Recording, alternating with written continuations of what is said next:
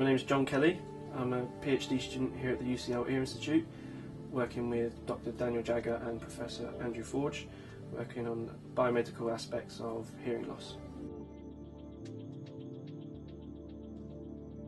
So humans have around 30,000 hair cells, and as you get older these hair cells start to tire and they die off, and when the hair cells die, that's when you become deaf or hard of hearing. There's 5 main causes of deafness in humans. First is old age. So as you get older these hair cells tend to tire and die off, so this is why people in their 60s usually start to lose their hearing. Secondly, there's loud noise. So because these hair cells are quite sensitive, any extended exposure to loud noise can cause them to die. And one problem associated with this is people listening to their MP3s and iPods for extended amount of times and at levels that are probably a bit too high for what the ear would like. And this can lead to problems in the future, and as a result the younger people have been labelled as the iPod generation. So as they get older we'll see many more cases of hearing impairment in old age. Thirdly, another cause of hearing loss is genetic inheritance. So faulty genes inherited from your parents can lead to hair cell death.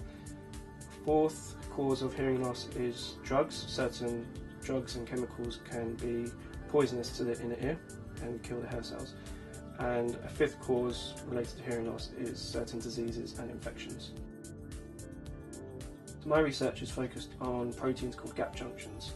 Gap junctions are a cluster of proteins that basically form tunnels between cells, and these hollow tunnels allow cells to talk to each other.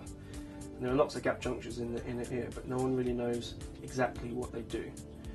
So my focus has been working on trying to work out why these gap junctions are important for hearing and what goes wrong when you inherit mutations in the genes that code for these proteins. So we're researching gap junctions because half of all babies that are born with some form of deafness are deaf because they have a mutation in one of the genes that forms these proteins. So there's quite a lot of exciting research going on in the hearing field at the moment. Some of these areas have involved growing hair cells in dishes, with the idea of hopefully replacing damaged hair cells with these healthy hair cells. Other areas have focused on virus work, so they've used viruses that are not damaging to the human body but can get into cells and influence genetic expression of genes that are otherwise mutated or don't work properly. And a third area of research which is quite exciting is stem cell research. So the ideas with this is to develop stem cells that we can introduce into the ear and hopefully replace the cells that are faulty or not working properly. As a scientist, to invent something for my superhero, I think it would have to be a super hearing juice. So when my superhero turns his powers on, all he has to do is drink this special juice and his hearing will become super sensitive, and he'll be able to hear things that other people can't hear, and also protect his hearing from loud noises so he can go into any situation and rescue people and hopefully not have any damage to his ears.